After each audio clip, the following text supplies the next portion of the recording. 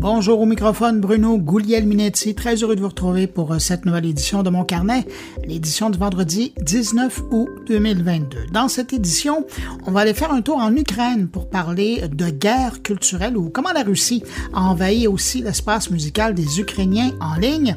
On va parler de désinformation avec une des auteurs d'un nouveau livre à paraître sur le sujet et on va parler du Milo Guide, une application qui veut promouvoir les commerçants québécois auprès des consommateurs québécois. Jean-François Poulin est là avec une invitée. Il rencontre une auteure qui s'intéresse aux interfaces conversationnelles. Alors voilà pour le contenu de cette édition. Maintenant, je prends un instant, comme d'habitude, pour saluer 5 auditeurs de Mon Carnet. Salutations à David Chevalier, Pavel Diallo, Montisol Steven, Normand Jean et Yannick Dufresne. À vous 5, merci pour votre écoute et puis merci à vous, que je n'ai pas nommé, mais qui m'accueillent en ce moment entre vos deux oreilles. C'est vraiment apprécié. Et à tous, je vous souhaite une excellente écoute.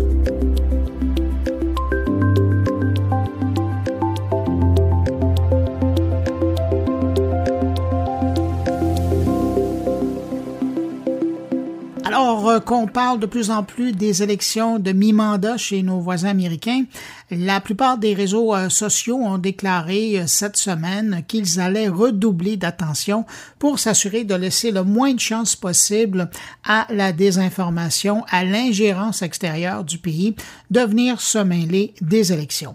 Facebook et Twitter reviennent notamment avec leur approche plus contraignante pour les partis politiques, mais c'est vraiment TikTok qui se distingue du lot en voulant être encore plus puriste.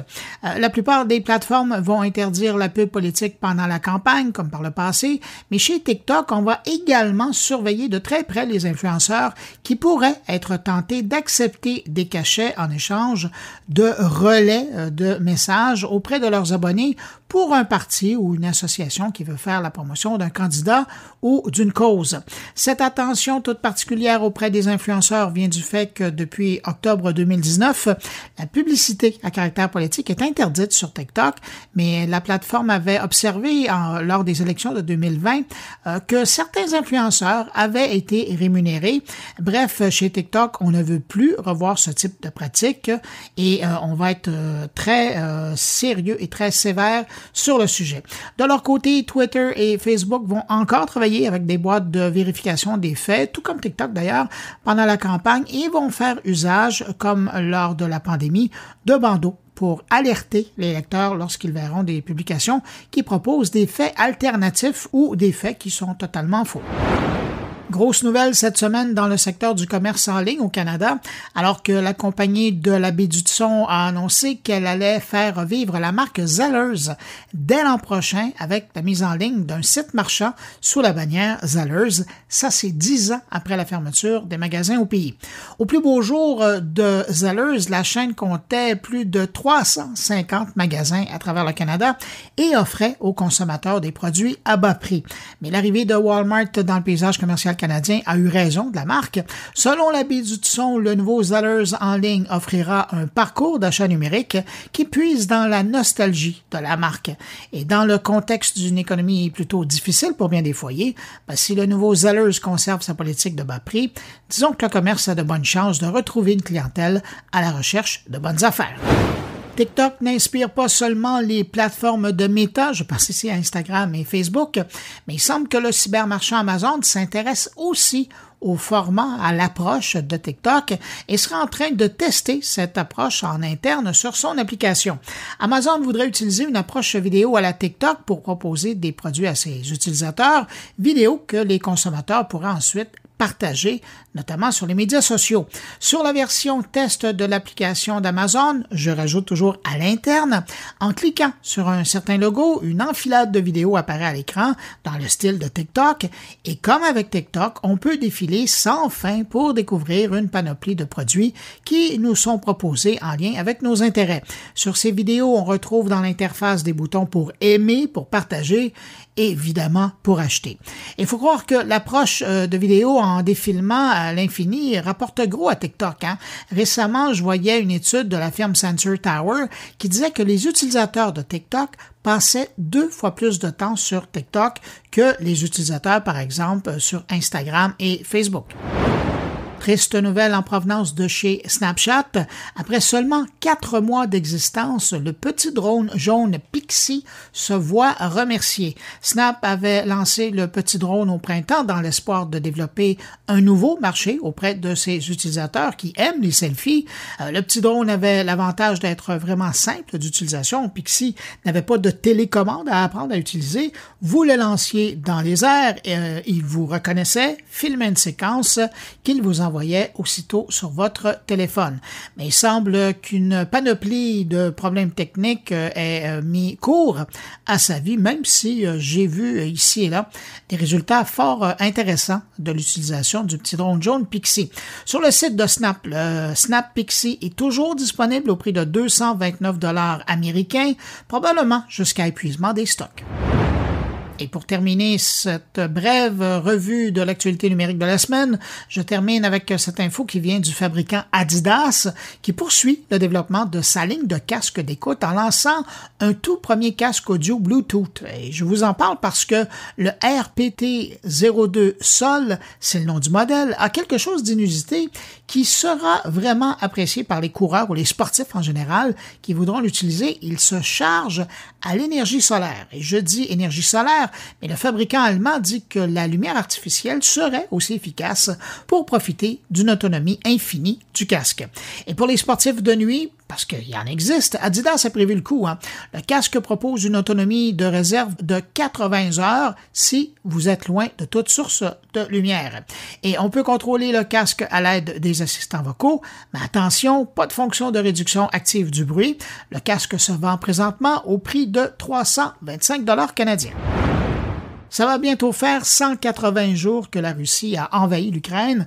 Jusqu'à maintenant, je vous ai parlé de cette guerre sous un angle technologique, sous l'angle de la cyberguerre. Eh bien, cette semaine, je veux vous présenter un autre angle du conflit, celui de l'envahissement russe de l'espace musical des Ukrainiens en ligne. Une communauté d'experts de données en Ukraine a fait une analyse des services de musique en ligne pour découvrir comment la musique russe y était omniprésente au début de la guerre et comment, chez certains, ça commence à changer, mais pour d'autres plateformes, et on parle de gros joueurs, comment la musique russe demeure forcée aux oreilles des Ukrainiens. Pour parler de cette situation, j'ai rejoint un peu plus tôt Artem Starosek. Il est le PDG de Molfar à Kiev. Je vais vous présenter à l'instant notre conversation avec traduction, mais si vous souhaitez entendre l'intégrale en version anglaise, vous pouvez la trouver en bonus sur la chaîne de Mon Carnet, sur la plateforme d'où vous écoutez présentement cette édition, ou encore en passant par le blog moncarnet.com. Voici l'entrevue. Artem, je vous rejoins à Kiev.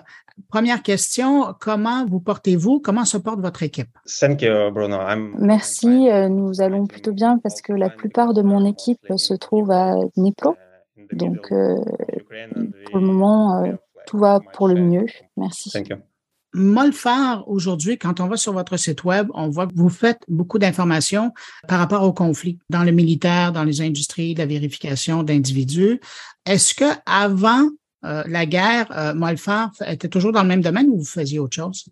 Nous travaillons depuis 2014 et nous faisons déjà à peu près la même chose que ce que nous faisons aujourd'hui.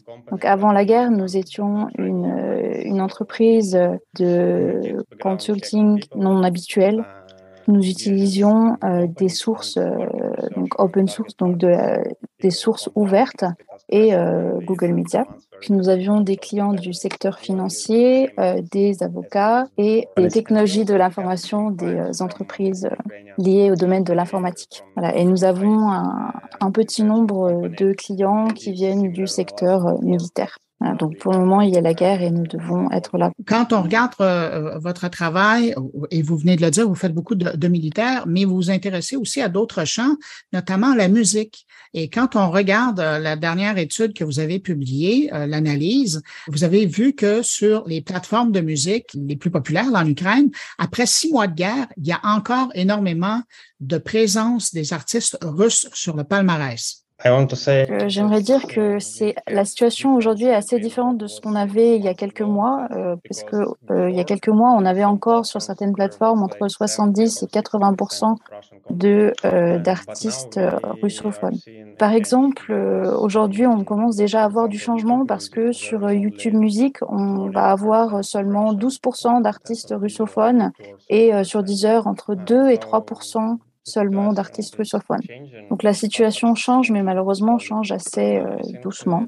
Alors je pense que la raison principale à cela, c'est que il y a beaucoup de propagande russe, qu'ils investissent beaucoup sur le soft power russe, notamment dans le domaine de la musique. Deuxièmement, je pense que d'un point de vue culturel, euh, la musique est très importante et que si on arrêtait d'écouter de la musique russe, ça arrêterait d'une certaine façon en partie la guerre, parce que la culture est très liée, bien sûr, à la guerre.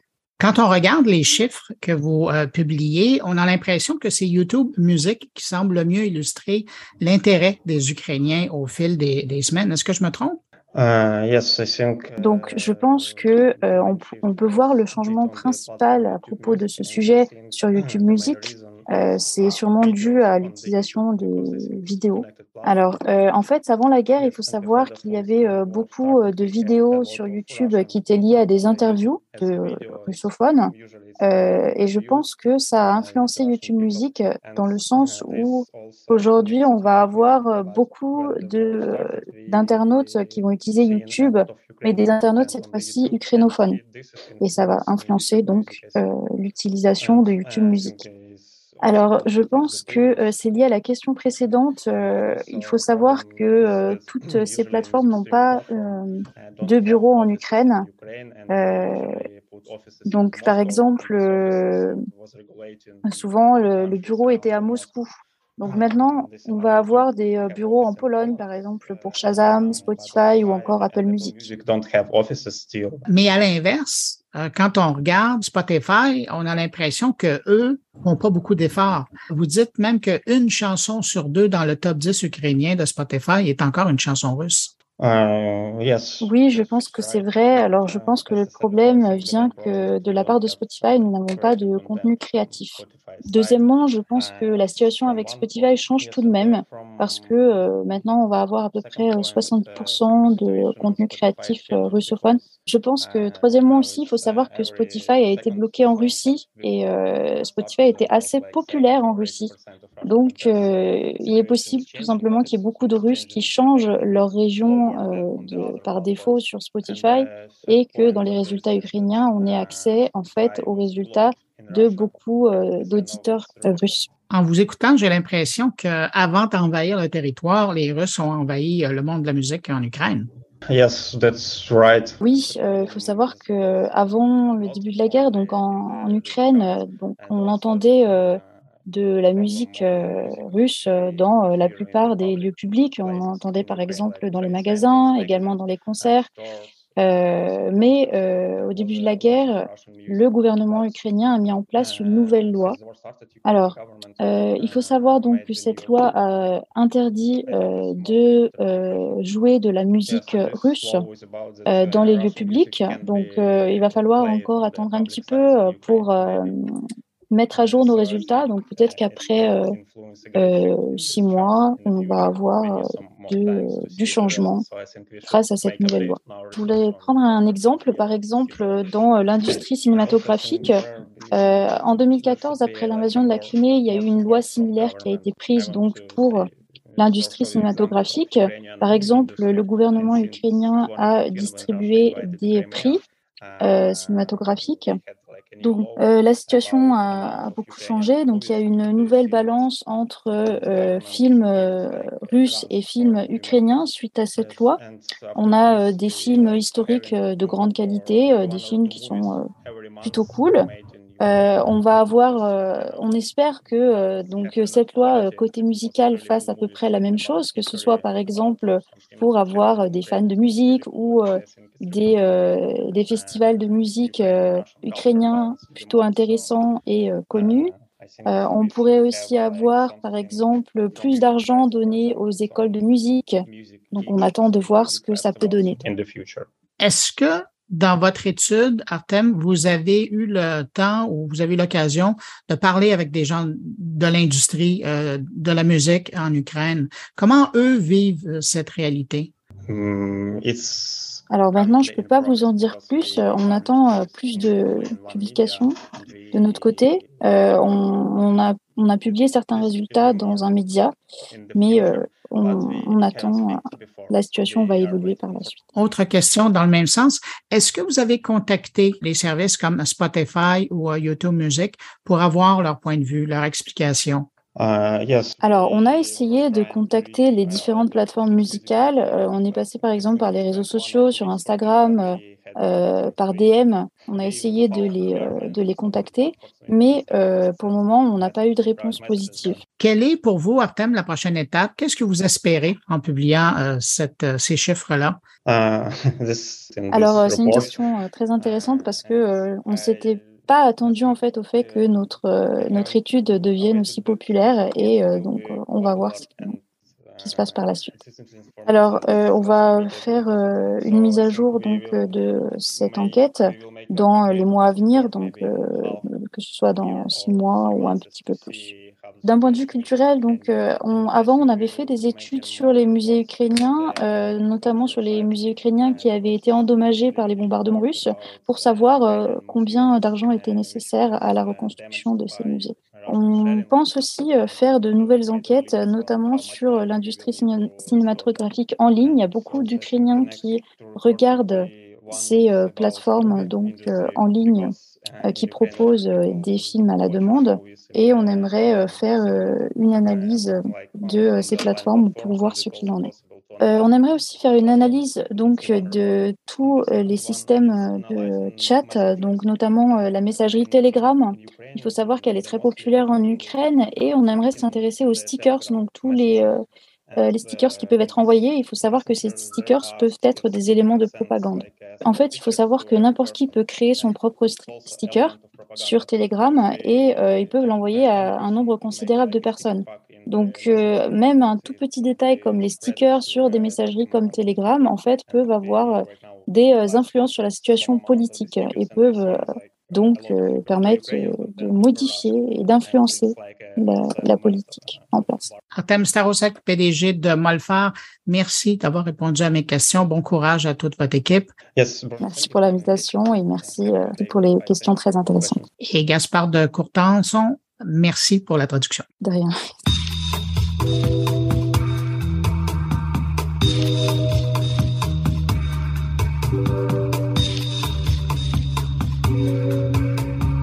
Le collectif Crypto-Québec va publier le 7 septembre prochain un nouvel ouvrage qui s'intéresse à la désinformation de tous les jours qu'on croise sur les réseaux sociaux et plus particulièrement depuis les 2 années et demie qu'on vient de passer.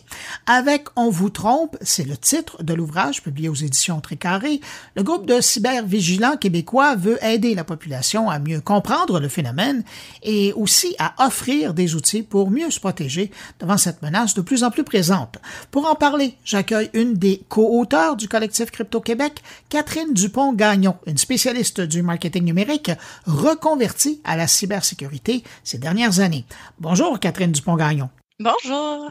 Avant qu'on rentre dans le vif du sujet et parler du livre, question de placer la table. Crypto-Québec, qu'est-ce que c'est? On est un organisme à but non lucratif dont la mission, en fait, c'est tout ce qui touche la vie privée, la littératie numérique, la sécurité en ligne, etc. Puis, à travers ça, on fait plusieurs types d'activités. On donne des cours, des conférences, on écrit des publications en ligne, on fait des podcasts et on sort des livres une fois de temps en temps, dont justement le livre On vous trompe qui sort bientôt.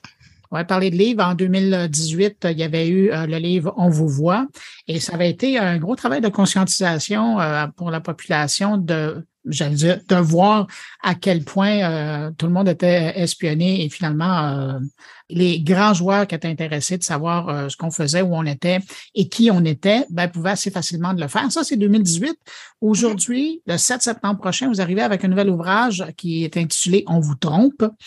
Et vous voulez faire quoi? C'est quoi le but de l'ouvrage? En fait, ce qui s'est passé, c'est qu'au tout début de la pandémie, c'est l'éditrice qui nous a approchés. Donc, c'est pas nous, à la base, qui a eu l'idée nécessairement. C'est elle qui nous a dit, « Hey, la gang de crypto, le premier livre s'est super bien passé. On en parle encore en bien. Il est encore utile.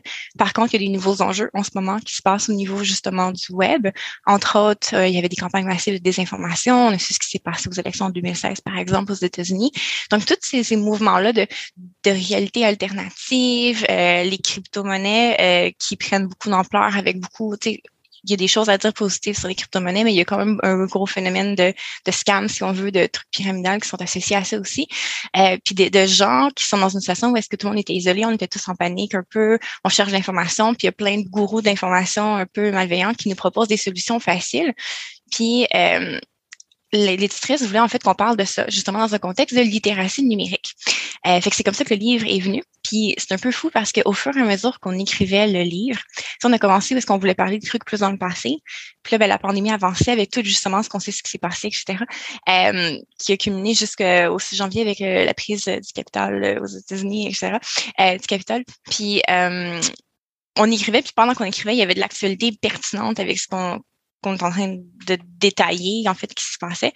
C'est un peu un travail là, de courir derrière l'actualité pendant comme un an et demi à peu près, pour écrire ce livre-là. Puis l'objectif final, c'est vraiment d'informer les gens sur la désinformation, puis les arnaques en ligne de façon générale. Quand vous l'avez écrit, puis vous l'avez écrit à plusieurs mains, là, je vous présentais comme co-autrice, je pense que vous êtes 6 à avoir travaillé. On est 6 au total, oui. Quand vous avez écrit ce livre-là, j'imagine chacun avait son bout, vous aviez qui, vous, en tête? C'était qui votre lecteur type là, à qui vous vous adressiez? Il fallait vraiment garder ça général, public général. Puis, dans le fond, les chapitres, parce que moi, je suis responsable, typiquement, moi, quand je les avais en tête, je pensais à des gens autour de moi avec qui j'avais vécu des situations, que ce soit la bonne amie d'enfance qui m'a partagé des mimes de désinformation puis qui est un peu en panique sur la santé. Celle qui est en route vers le bureau et qui partage sa réaction sur oui. Je pensais à mon ami comme ça, le monsieur, jeune homme qui se retrouve un peu dans le terrier du lapin blanc, si on veut, puis qui se réveille avant que ce soit trop tard. C'est des gens proches de moi que j'avais, ça peut être des gens comme ma mère aussi, c'est pas nécessairement des gens qui sont à l'aise avec l'informatique non plus que j'avais en tête parce que je me souviens, un des trucs qui m'avait vraiment marqué au début de la pandémie, c'est que mes parents me contactaient souvent pour me poser des questions de Catherine, est-ce que c'est vrai ça? Puis une chance qu'eux avaient le réflexe de le faire. Puis je me dis, c'est pas tout le monde qui ont les réflexes de le faire. Puis tu sais, même dans les gens autour de nous, dans l'équipe, il y a des gens qu'on a perdus à des conspirations comme ça, où est-ce qu'ils sont tellement allés loin, on ne fait pas les ramener. Fait qu'on se posait des questions justement dans le livre de comment est-ce qu'on ramène ces gens-là? Comment est-ce qu'on les ramène dans la réalité partagée, si on veut, plutôt que la réalité alternative? Comment est-ce qu'on fait on-brainwashing, dans le fond, parce que c'est un peu ça qui se passe. Puis, tu sais, c'est la réflexion aussi autour des algorithmes, la puissance des algorithmes de convaincre quelqu'un, une petite incrémentation à la fois, de comme tranquillement faire des compromis cognitifs, puis se retrouver dans un autre univers carrément. Tu sais. C'est drôle, hein? Je vous écoute parler, puis j'ai l'impression d'entendre ce qu'on disait à une certaine époque concernant les sectes. Et là, maintenant, on est en train d'appliquer ça avec les victimes de la désinformation en ligne. À un moment donné, dans le livre, vous amenez une statistique qui est très forte de Statistique Canada, qui dit qu'au cours des premiers mois de cette crise sanitaire, 96% des Canadiens ont utilisé Internet pour s'informer et ont vu des informations qui soupçonnaient d'être trompeuses, fausses ou inexactes. C'est tous les Canadiens, ça, 96%. En fait, c'est un peu un testament de comment c'est omniprésent, les fausses nouvelles. Puis on se dit pas que c'est les gens qui les ont recherchées, là, c'est que ils sont tombés dessus. Sur son Facebook, on va en voir des fausses nouvelles. Tu sais. Justement, c'est ma maman, des fois, que j'étais comme hey, maman, c'est pas une vraie chose, ça, c'est pas des vraies statistiques, c'est des fausses nouvelles. Puis, tu sais, je les vois à cause de ça, tu sais, même si je suis quelqu'un qui fait attention de où est-ce que je m'informe, tu tombes quand même sur ces nouvelles-là. Puis, le danger, c'est qu'elles sont de plus en plus bien peaufinées, de plus en plus, tu sais, avant, mettons, c'était facile de voir un spam courriel parce que c'était une histoire à bras-le-monde d'un prince nigérien obscur, il y avait des erreurs graves, ça faisait aucun sens. Mais maintenant, toutes ces arnaques-là sont vraiment bien craftées. Les sites ont l'air légitimes, il y a des designers graphiques qui travaillent dessus, il y a de la correction, tu sais, c'est vraiment mieux travaillé parce qu'il y a beaucoup d'argent qui se fait au travers de ça, tu sais, veux pas, l'Internet, c'est une compétition de regard et d'attention. Puis, tout le contenu négatif va attirer l'attention, right? Si t'es fâché, si tu veux t'astiner avec quelqu'un, si t'es inquiet, tu vas rester, t'es captif, tu deviens captif. Fait que ce genre de site de fausses nouvelles-là, ces trucs-là qui partagent des informations trompeuses ou juste carrément là, qui servent juste à faire de la bisbille, mais leur intention, c'est de faire de l'argent parce que ça garde les gens actifs, donc ça garde l'attention, donc ça garde les dollars publicitaires. C'est un gros sujet. C'est énorme comme sujet. Juste dans ce que vous mentionniez, il y a tout ce qui est hameçonnage, mais c'est pas le sujet de votre livre, mais ça aussi, on pourrait en parler longtemps. Là. Mais ça fait partie de l'écosystème des arnaques en ligne. Puis justement, ces réflexes-là que si vous travaillez en entreprise, puis que des cours de sensibilisation à tout ça, les cours justement vont souvent dire, comme si une réaction émotive trop forte, un courriel, il y a peut-être quoi de louche? Est-ce qu'il y a une urgence? Est-ce qu'il y a un genre, il faut agir maintenant? Tous ces trucs-là, ces pointers-là, c'est les mêmes pointers pour détecter, en fait, des fausses nouvelles. Fait que, c'est interrelié des arnaques, c'est des arnaques. Le point, c'est de tromper au final. Le point, c'est de tromper pour généralement des trucs financiers ou des fois politiques. Mais, au final, ça reste de la tromperie en ligne. Puis, il y a quand même une relation entre les deux. C'est les mêmes tactiques. C'est de l'ingénierie sociale. Puis, c'est les mêmes pistes de solutions pour les repérer. Je vous ramène dans le livre. Oui. À un moment donné, je trouve ça intéressant, puis c'est un bon chapitre, ça, vous faites la nuance entre la misinformation et la désinformation. Puis ça, c'est intéressant. Ça revient à l'exemple que vous donniez de quelqu'un que vous connaissiez. Il y a des gens qui ont fait de la désinformation, mais à quelque part, bien malgré eux. Oui, mais dans ce cas-ci, c'est ça, c'est la mésinformation. La différence étant, c'est l'intention qui compte, en fait. Fait que, brièvement, si, mettons, ma maman partage par erreur un truc qu'elle a vu de quelqu'un de confiance, puis que ça, c'est une nouvelle fausse, ma mère fait pas de la désinformation, elle fait de la mésinformation.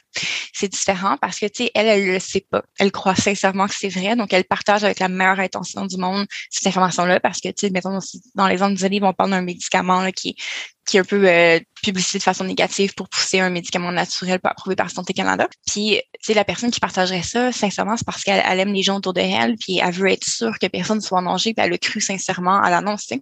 Versus la désinformation, c'est vraiment des campagnes organisées, que ce soit par des agents étatiques ou des agents commerciaux. Ça peut être aussi du dark PR, ça existe aussi.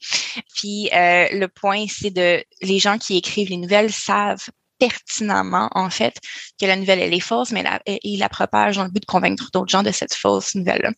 Puis, cette histoire, entre autres, elle est inspirée d'un article qui était linké, en fait, qu'il y a eu un whistleblower au milieu de la pandémie, un peu après que le vaccin soit sorti. C'est un jeune homme, en fait, qui était reconnu pour être un growth hacker, puis il avait été recruté par une firme, justement, de marketing pour manager un site de nouvelles naturelles, entre guillemets. Puis, eux faisaient de la désinformation carrément, puis lui, il était en conscience de cause, puis, le but, c'était de vendre des trucs, des cossins naturels, il y avait des sites affiliés, blablabla. Puis, lui, il poussait de la grosse promotion anti-vaccin, alors que dans les faits, le dude est vraiment comme pas anti-vaccin du tout. Là, c'est le point, c'était, lui, il avait juste un objectif commercial en tête, puis il faisait sa job. Donc, c'était juste une job. Puis, il a comme cliqué que c'était wrong, qu'est-ce qu'il est en train de faire, parce que son père, qui était vulnérable, a refusé le vaccin. Puis là, lui, il s'assine avec son père, mais papa, il faut que tu prennes ton vaccin, c'est important. Puis son père, de lui citer des articles que lui-même avait écrits ou avait commandés pour le site web comme preuve que le vaccin est dangereux puis que les pharmaceutiques cachaient des choses. Puis ça y a comme réalisé qu'il y avait comme des conséquences réelles à la désinformation qu'il créait. C'était pas juste des dollars dans son compte de banque à la fin, il y avait des gens qui étaient impactés, dont son propre père là, qui était rendu déconnecté de lui, là, puis il y a eu une grosse chicane, puis il a perdu contact avec son père à cause de ça. Fait qu'il est sorti dans l'actualité justement pour siffler l'alerte là-dessus. Malheureusement, l'impact a été relativement minime parce que le mal avait été fait. Oui, le mal est déjà fait. Mais c'est comme quand même une histoire flagrante, je trouve, là, qui représente un peu la différence entre la désinformation puis la misinformation. Puis il y a aussi un élément, et ça sort clairement dans votre livre, c'est tout le facteur des données générées, des données qui sont étudiées, qui sont programmées, qui sont utilisées par les GAFAM ou les groupes mal intentionnés pour nous faire voir des choses.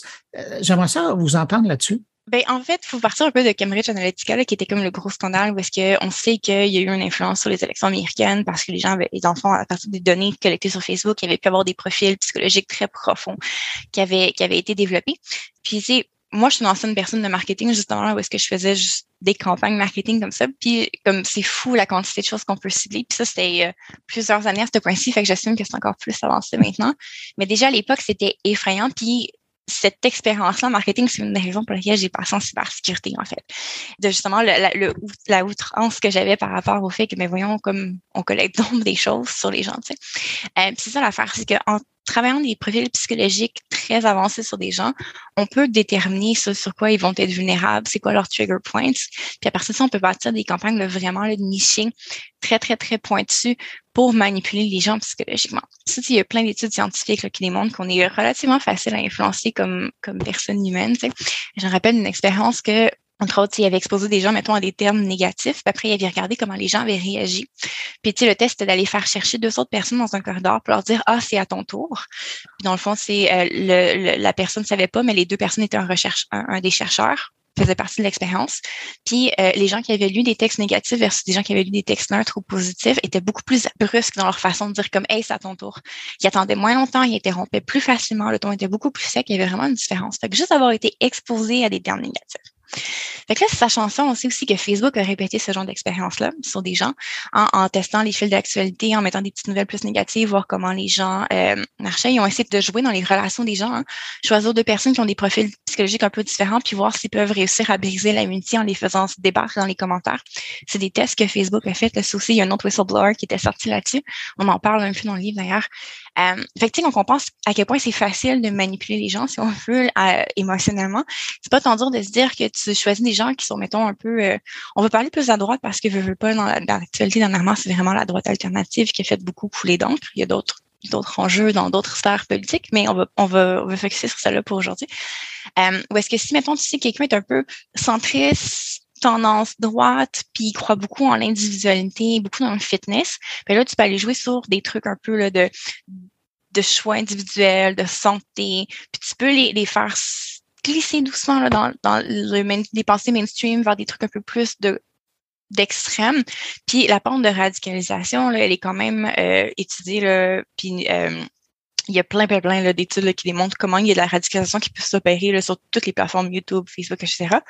Puis c'est les algorithmes qui collectent ces données-là en sachant exactement qui on est, qu'est-ce qu'on aime, qu'est-ce qui nous fait réagir, qu'est-ce qui nous fait poser, où est-ce qu'on regarde les publicités, quand est-ce que quand il y a une publicité, on la regarde un peu plus, etc. Puis chaque micro-décision qu'on fait comme ça sur chacune de nos plateformes sont collectées. Rajouter à ça que les sites se parlent entre eux, partagent les données, vendent à des tiers parties, il y a des tiers parties qui collectent, etc. Ça fait qu'il y a des écosystèmes géants de données qui nous connaissent peut-être mieux même qu'on se connaît nous-mêmes.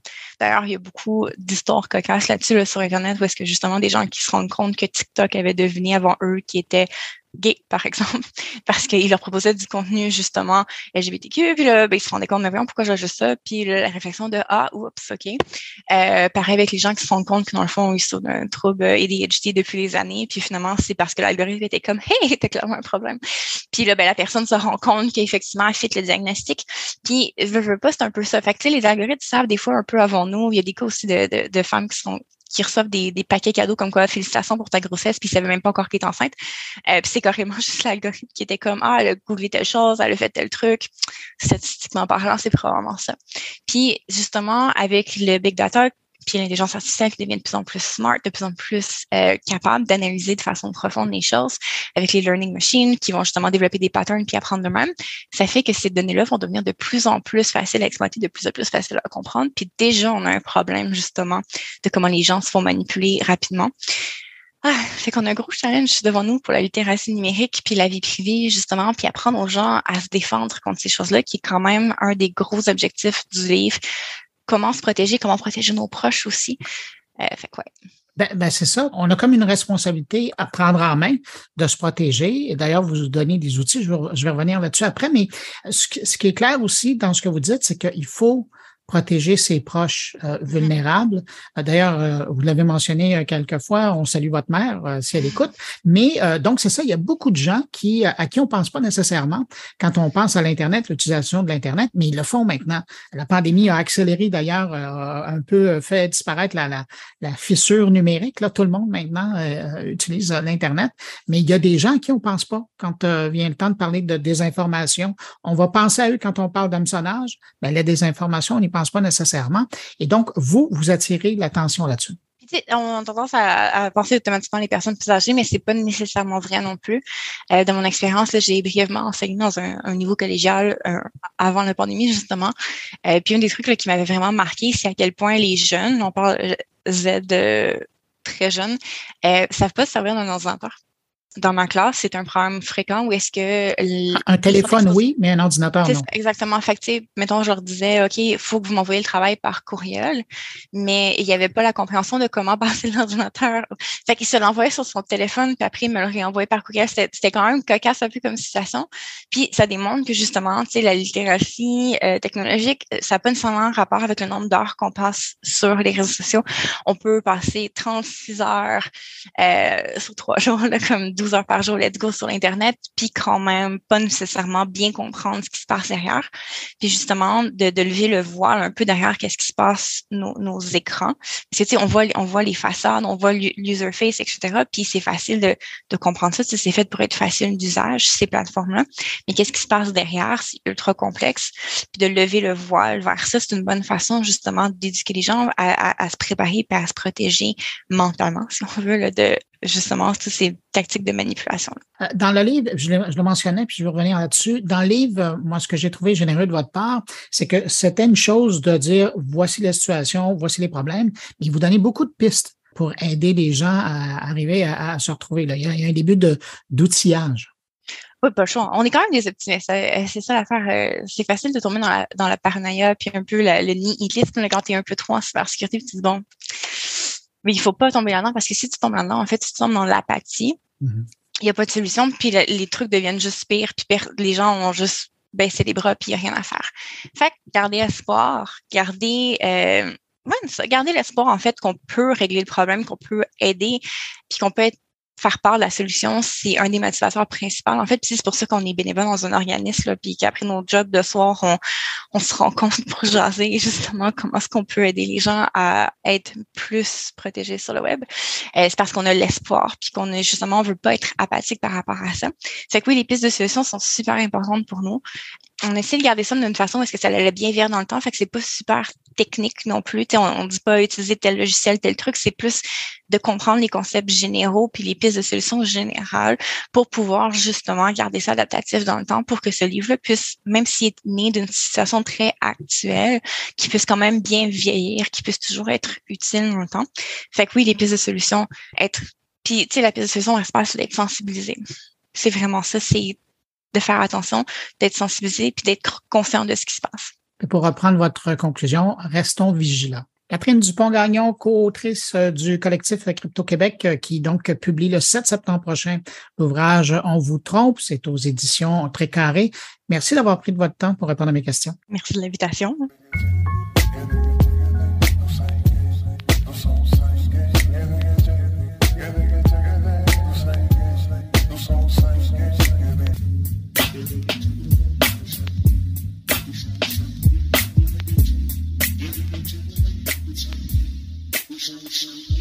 Connaissez-vous le Milo Guide? C'est une application, un guide numérique qui répertorie les meilleures adresses un peu partout au Québec, tout en offrant des économies significatives à ses utilisateurs. Il y a quelques années, j'avais vu passer ça dans diverses régions du Québec, mais là, on nous arrive avec une nouvelle version plus complète. Et j'étais curieux d'en apprendre un peu plus sur la chose, alors j'ai invité Catherine Légaré, elle est la directrice du développement stratégique du Milo Guide, de venir nous en parler. Bonjour Catherine Légaré. Bonjour Bruno. Vous allez m'expliquer, parce que Milo Guide, moi je connaissais ça autour de 2015-2016. C'était un service qui était régional, qui avait plus de présence à Montréal, si je ne me trompe pas. Et là, je vous vois revenir à l'horizon avec quelque chose de nouveau. Puis j'aimerais ça que vous nous en parliez. Alors, Milo Guide, aujourd'hui, qu'est-ce que c'est? Oui, en fait, si on retourne un peu en arrière, justement, Milo Guide, c'était l'ancien MTA Région, donc existant depuis 2015, qui a vu le jour, en fait, dans la région de la Naudière uniquement. Puis ensuite de ça, comme on dit en bon québécois, on a expand un peu notre territoire avec toutes les régions du Québec. MTA Région a eu un beau rebranding, en fait, en 2020 pour devenir Milo Guide. Et puis, comme toutes les belles entreprises et l'industrie du tourisme et du divertissement au Québec, on a subi un petit arrêt quelques moments. Par contre, on est toujours resté en vie en soi durant ces 2 grosses années de pandémie. Et je vous dirais qu'on est maintenant revenu à la vie depuis janvier dernier, donc ça fait quelques mois.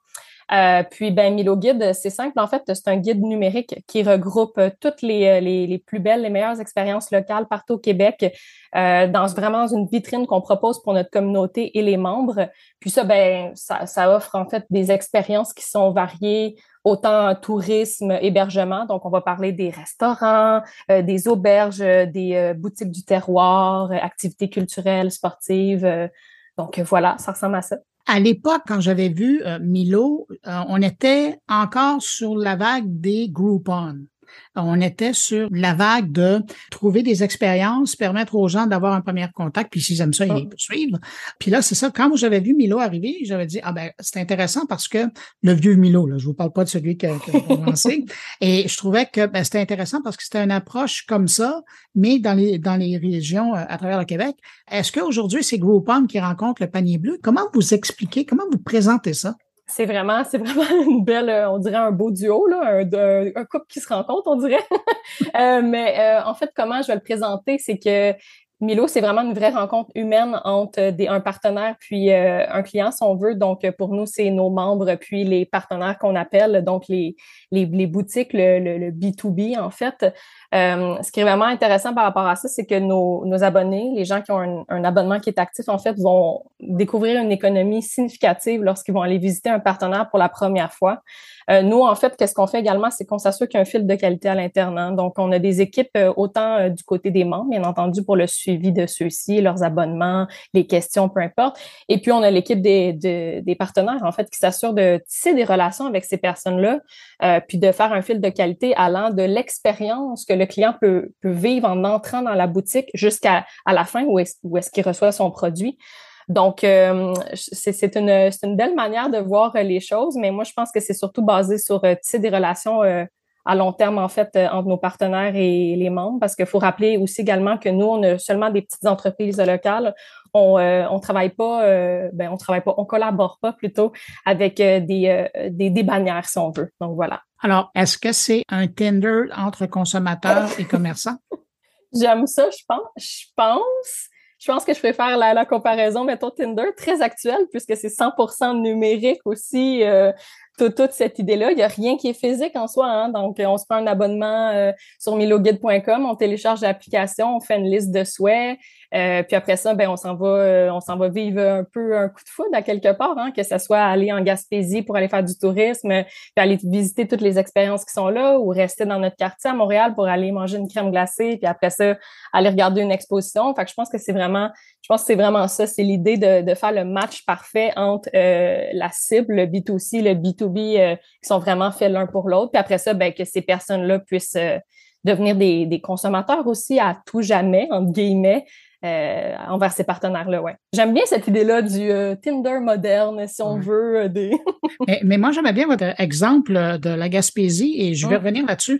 Est-ce que quelqu'un qui est membre de Milo Guide pourrait, à l'aide de l'application, vraiment se préparer un voyage dans une région? On ne parle pas juste de la Gaspésie, là, mais il pourrait décider de choisir une région du Québec et dire, je trouve mon hébergement là-dedans, je trouve mes restaurants, je trouve mes activités. C'est exactement ça, Bruno. C'est vraiment ça. Donc, moi, c'est ce que je proposerais, en fait, à quelqu'un qui voudrait vivre l'expérience Milo en soi, là, c'est de se choisir une région de rêve, si on veut, ou la région qu'on va visiter pour le week-end, en amoureux, entre amis, en famille, peu importe. Puis, c'est de faire cet itinéraire-là, en fait, qui va nous apporter de grandes économies, bien entendu, mais qui va nous permettre de découvrir des restaurants, des hébergements, des activités dans des nouvelles régions, en fait, ou dans des régions qu'on connaissait pas sous cet œil-là. Voilà. Mais de l'autre côté, pour faire du pouce sur votre autre exemple, une fois qu'on est revenu à la maison, peu importe dans la région qu'on habite au Québec, on peut l'utiliser au quotidien. Absolument, oui, absolument. Donc, nous, dans le fond, on a eu l'économie une fois qui a été utilisée chez la partenaire.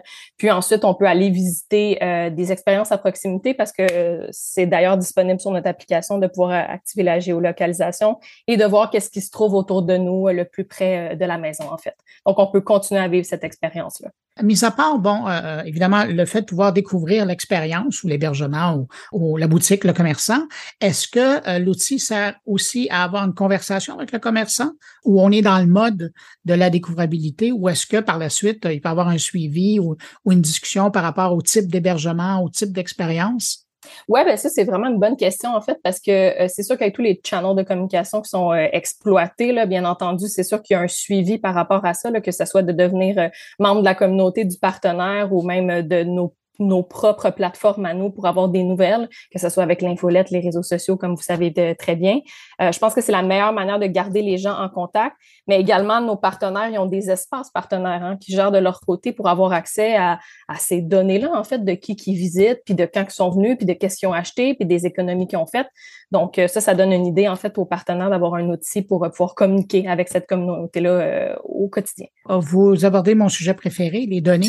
Mm-hmm. Parce que l'application, puisque en partant, le membre va s'identifier, va donner des informations sur sa personne, va même vous laisser une liste aspirationnelle de choses qu'il souhaite, mais chambeau catalogue pour aller chercher de l'information sur un individu. Mm-hmm. Comment vous gérez ça? Nous, ce qu'on gère, en fait, pour l'instant, qu'est-ce qu'on prend comme information? C'est vraiment des informations de base, soit c'est très binaire, mais le sexe de la personne, son prénom, son nom. Puis après ça, c'est des informations qu'on demande s'ils veulent tout simplement compléter, style la date d'anniversaire aussi. Bon, on a besoin quand même de la région pour pouvoir offrir un bon service à la personne et lui proposer aussi du contenu qui est adapté à où est-ce qu'il ou elle habite. Donc, c'est comme ça qu'on gère ça de cette manière-là. Par contre, bien entendu, les informations de nos membres ne sont pas divulguées à l'extérieur de notre entreprise. Ça fait quelques fois que vous mentionnez le mot membre. Alors, avec membre, j'imagine qu'il y a une cotisation. Ça ressemble à quoi les tarifs autour de ça? Je pense que c'est très intéressant. En fait, on a plusieurs types d'abonnements. Donc, pour l'instant, on commence un abonnement à partir de 9 $ par mois. Donc, on voit ça un peu comme une formule essai découverte. On va payer 9 $, on va avoir accès à Milo, en fait, pour un mois. Ensuite de ça, on a une genre de passe saisonnière extended, donc étendue sur 6 mois qui va être 48 $. Puis, on a le forfait le plus avantageux qui va être annuel à 78 $. Donc, ça, c'est les forfaits qu'on offre pour l'instant. Puis, si je peux divulguer un mini petit secret, on a quand même des belles promotions qui roulent pour des 3 mois, une fois de temps en temps. Donc, je conseille aux gens de se garder à l'affût à ce niveau-là.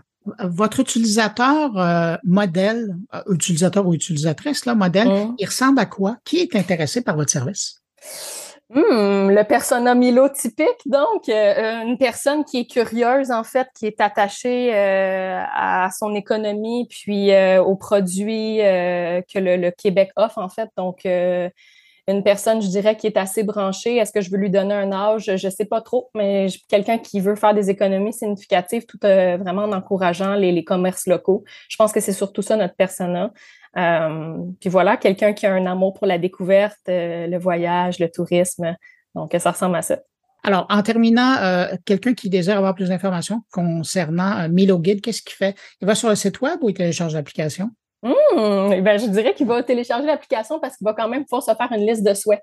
Donc, je pense que c'est une belle manière de tester quand même notre produit, en fait, avant même de s'abonner. Donc, moi, j'irai avec le téléchargement de l'application. On navigue un peu sur cette dernière. On voit qu'est-ce qui nous plaît le plus. Après ça, oui, on peut aller visiter les réseaux sociaux pour s'inspirer, aller sur le Milo Mag aussi également.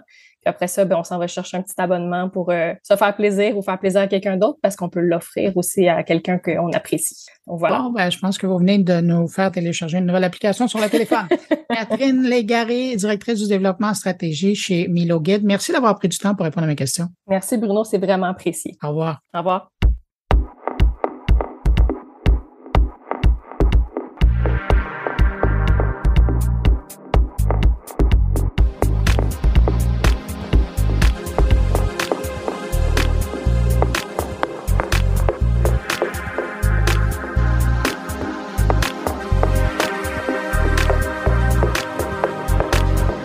C'est maintenant le temps d'aller rejoindre mon ami Jean-François Poulin pour parler UX. Salut Jean-François.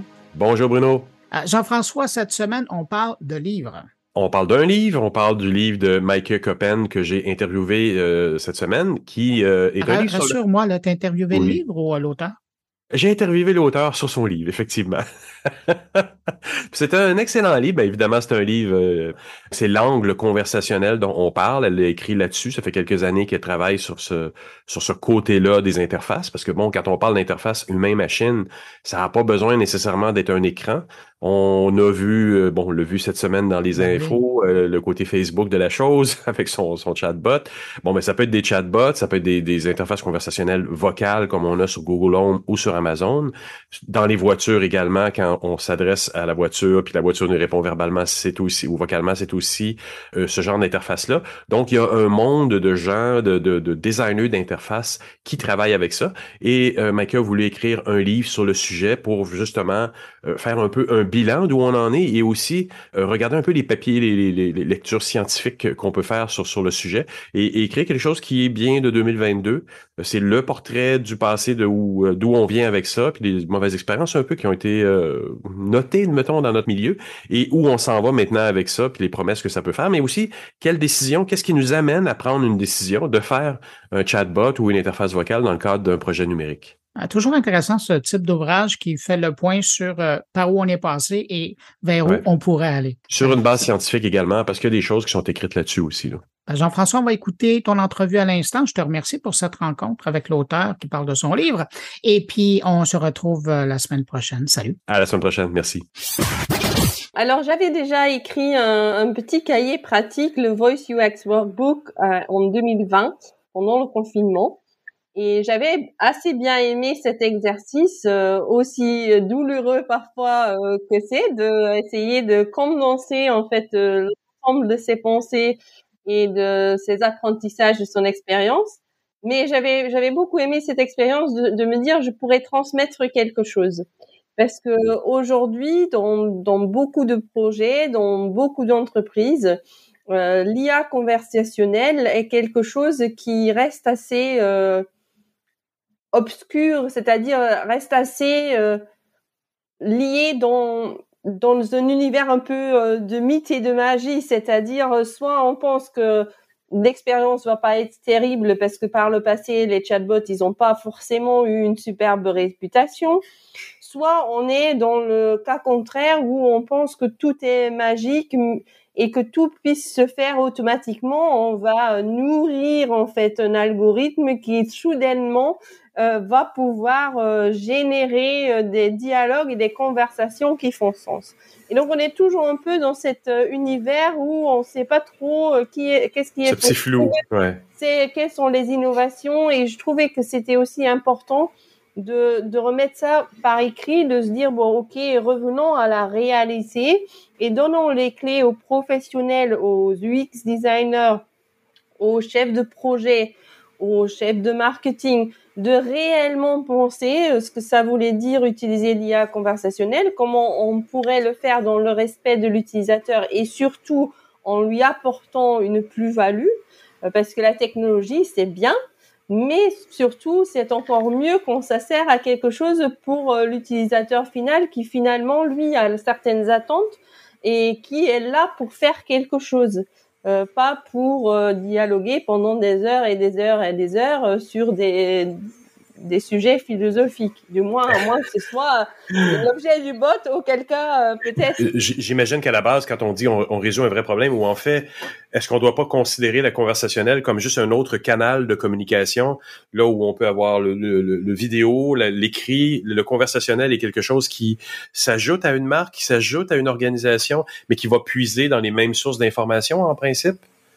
Alors, on peut le voir comme ça. On a différentes sortes de projets finalement conversationnels. Et je le décris d'ailleurs dans le livre. Il y a le projet conversationnel pour le conversationnel. C'est-à-dire, en tant qu'entreprise, je veux expérimenter avec cette technologie conversationnelle qui me paraît assez intéressante. Et je vais aller chercher un cas d'usage, mais c'est avant tout valider que le conversationnel puisse m'amener quelque chose. Puis, il y a le conversationnel axé sur le marketing, c'est-à-dire on va le traiter comme un canal en plus pour créer un lien avec l'utilisateur sur de la génération de leads, par exemple, sur de la communication, par exemple, et ce sera plus marketing. Puis on a ce qu'on peut appeler le conversationnel axé cas d'usage précis, qui est là pour résoudre un vrai problème. Et un problème à laquelle l'utilisateur ne trouve pas de réponse parmi toutes les autres possibilités de solutions que l'entreprise a déjà mis en place. Parce que finalement, qu'est-ce qu'une conversation ? Une conversation, ça sert à plusieurs choses. Ça sert à créer un lien, comme nous, on crée un lien là en parlant du design conversationnel. Oui. Mais ça sert aussi à résoudre un problème ou à répondre à une question. C'est un échange d'informations. Et cet échange d'informations, les utilisateurs aujourd'hui, ils vont chercher de l'information à tout va, partout où ils peuvent. Et donc, l'idée d'avoir un conversationnel qui fait sens et un conversationnel qui résout un vrai problème, c'est de se dire, quelles sont les questions aujourd'hui à laquelle ils ne trouvent pas de réponse ? Quelles sont les questions où finalement ou quelles sont les situations dans lesquelles ils ne peuvent pas s'appuyer sur ce qui est, on peut dire peut-être plus traditionnel comme canal pour trouver leur réponse. Donc c'est vraiment ça, c'est vraiment se poser la question de la situation de l'utilisateur dans laquelle il se trouve et est-ce que le conversationnel du coup résout ce problème de la situation dans laquelle il est et il peut interagir avec. Et pour donner un exemple, quand on est dans la voiture, par exemple, qu'on a les mains occupées, qu'on a les yeux, j'espère, occupés, qu'on ne peut pas ou qu'on ne devrait pas regarder son mobile, à ce moment-là, le conversationnel pour résoudre un problème, c'est-à-dire quelle est le station-service le plus proche, par exemple, là, le vocal peut être une solution. Donc là, le conversationnel, il fait sens, il résout un vrai problème. Et donc, ça, c'est situationnel. On peut, par exemple, aussi avoir le cas d'une information qui est tellement dense que l'utilisateur a du mal à s'y retrouver. C'est lui donner toute la responsabilité à l'utilisateur et il dit, vas-y, va trouver ta solution. Alors que le conversationnel peut finalement apporter une solution plus ciblée. Et tout ça pour dire que le conversationnel, il fait sens quand on peut rendre les choses plus rapides, plus efficaces pour l'utilisateur à travers une conversation plutôt que tout autre canal. Donc, il y a des choses qui finalement ne devraient pas être conversationnelles. C'est effectivement une nouvelle interface et ça peut être dans certains cas être un canal en plus. C'est avant tout une nouvelle interface permettant à faire les choses différemment, plus efficacement dans certains cas, mais on doit, comme pour toute l'interface, se demander est-ce que ça fait vraiment sens ou est-ce que je devais m'en tenir aux autres interfaces déjà servies aujourd'hui et qui font très bien leur boulot. Par rapport à ce que tu décris, puis probablement de ce que le livre va répondre aussi, les éléments qui vont déclencher le besoin d'une interface conversationnelle ne sont pas nécessairement ceux qui les déclenchent actuellement. C'est assez comme avec l'UX design finalement. Il y a différents stades de maturité. Il y a des organisations qui sont très peu matures sur le conversationnel et très peu matures dans l'UX et peut-être une combinaison des deux. Il y a des organisations au contraire qui sont déjà assez matures, qui ont déjà expérimenté et qui ont déjà trouvé des cas d'usage qui marchaient, d'autres qui marchaient moins. Et il y en a qui sont très très matures et qui carrément se disent on veut tout faire en conversationnel, il n'y a plus d'autres interfaces, etc. Bon, ils sont assez rares ces organisations-là et c'est souvent des agences qui sont spécialisées dans le conversationnel qui prennent cette direction, bien sûr. On imagine quoi à ce moment-là quand une entreprise dit pas de site, pas d'app, on y va vers du conversationnel? Mais en fait, c'est le conversationnel dans ce cas-là vit finalement sur le site. Un exemple d'une agence qui fait ça très bien, c'est Versa en Australie. Je crois en Australie, je suis pas sûre. Et eux, tout leur site finalement est conversationnel. Donc il y a encore en fait des pages traditionnelles qui se montrent, mais on doit avoir la conversation. On doit, par exemple, on arrive sur le site, la conversation commence et on dit, je suis intéressée pour travailler avec vous. Ouais. Et puis là, en fait, il y a une page qui se charge et qui, donc, du coup, donne plus d'informations. Ah, oui. Ou qui vous demande, mais est-ce que vous voulez travailler pour nous ou avec nous? En fait, c'est pour vous que je veux travailler. Ok, très bien. Et puis ensuite, on montre la page de recrutement. Donc, il y a une interaction entre les différents modes d'interaction qui est super intéressante. Mais c'est des très rares exceptions, hein, il faut dire ce qu'il y a. Mais il y a une maturité. Et parmi cette maturité, l'UX aussi a une importance cruciale. Donc, c'est-à-dire, plus on aura passé du temps à faire de la recherche utilisateur et à trouver le bon cas d'usage, plus on aura de chances que le conversationnel fait vraiment sens et va vraiment apporter une plus-value à l'organisation, plus on a de chances ensuite qu'on monte en maturité conversationnelle et qu'on se dise, ça a marché, ça a moins marché, ok, on a appris, on va continuer. A contrario, quand on commence sur quelque chose où on va vite fait expérimenter sans vraiment se poser la question, très souvent, ce qui se passe, c'est que il y a très peu ou pas de recherche utilisateur. On fait quelque chose, on se dit, tiens, les utilisateurs ne l'utilisent pas. C'est bizarre. Et on se demande pourquoi. Sûrement qu'ils aiment pas le conversationnel. Donc, une conclusion hâtive est tirée. Et on se dit, on abandonne le conversationnel parce que finalement, on croit avoir appris que ça marche pas avec nos utilisateurs. Et là, on parle d'une recherche assez large pour justement prendre compte de toute l'offre de l'organisation et pas juste la commande précise qui nous est faite là de faire un chatbot ou autre. C'est de bien comprendre l'articulation de cette demande-là. On veut faire un chatbot, mais pourquoi? Est-ce que c'est vraiment une bonne articulation dans l'ensemble de ce que l'organisation offre là, par rapport à ce que tu disais? Absolument, absolument. Et je donne quelques exemples aussi dans le livre où on se dit, la demande est je veux faire un chatbot pour mettre les gens en relation avec un certain service. Et puis, en fait, quand on creuse un peu plus loin, quand on fait un peu de recherche, on se rend compte que le vrai problème n'est pas autant la mise en relation, mais plus structurel dans l'organisation, l'indisponibilité de ce service au global et pas seulement pour une seule question.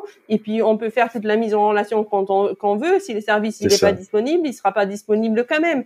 Donc, dans ce cas-là, il faut faire un pivot et se dire, ok, quelles sont les questions auxquelles ce service il répond vraiment, et quelle partie de ces questions et de ces réponses est-ce qu'on peut automatiser pour faire en sorte d'être un peu plus disponible pour finalement le public sur un créneau peut-être un peu plus large que là où des agents sont disponibles. Je comprends. Donc, c'est toujours la recherche du cas d'usage et la recherche utilisateur qui vont faire des fondamentaux solides. C'est un peu comme si on se disait, on va bâtir une maison, tiens, tous les matériaux, mais on ne coule pas de fondation. Excellente métaphore, je l'aime beaucoup, je la garde. Et donc, le livre sort à quelle date? C'est bientôt, c'est pour l'automne? Alors oui, effectivement, donc le livre sort début octobre chez Erol. C'était important pour moi que c'était pas juste mon opinion, mon expérience, mais que ça puisse être ancré dans tout ce qui puisse aussi exister déjà comme recherche et que ça donne vraiment un panorama complet aux designers et aux chefs de projet et managers qui veulent s'intéresser au conversationnel. Moi, ce que je voulais, c'était vraiment poser les bases et donner le plus d'informations possible.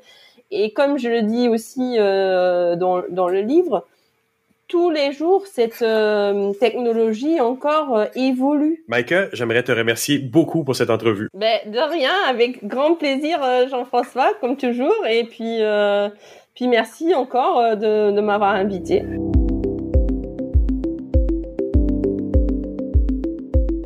Voilà, c'est ainsi que se termine cette édition de Mon Carnet. Merci à nos invités. Merci à Jean-François Poulain d'avoir été là cette semaine. Quant à vous qui m'écoutez encore entre vos deux oreilles, merci d'avoir été là jusqu'à la toute fin. On se retrouve la semaine prochaine pour une nouvelle édition de Mon Carnet. Je vous dis au revoir et surtout, portez-vous bien.